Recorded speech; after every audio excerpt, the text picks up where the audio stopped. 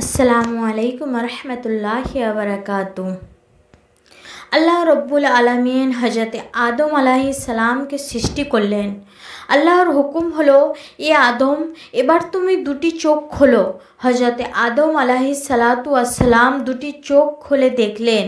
আরশের মধ্যে লেখা আছে, লা ইলাহা ইল্লাল্লাহু মুহাম্মাদুর রাসূলুল্লাহ, মানে আল্লাহ ছাড়া কোনো মাবুদ নাই। মুহাম্মদ সাল্লাল্লাহু আলাইহি ওয়াসাল্লাম আল্লাহর প্রিয় রাসূল। হজরতে আদম আলাইহিস সালাম আল্লাহকে জিজ্ঞাসা করলেন, এ আল্লাহ, আপনার কাছে কি আমার চেয়েও প্রিয় কেউ আছে? আল্লাহ বললেন, এ আদম, আমার নামের পাশে যে নাম দেখছো তুমি, সে হলেন তোমার সন্তানের মধ্যে একজন সন্তান হবেন, শেষ নবী হবেন।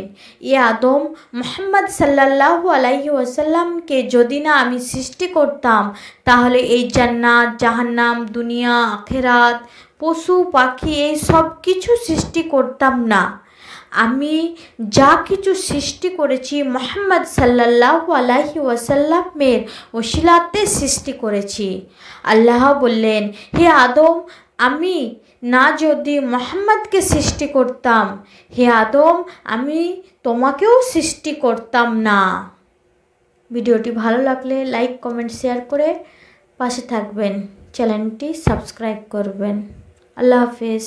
আসসালামু আলাইকুম রহমতুল্লাহি ওয়া বারাকাতুহু।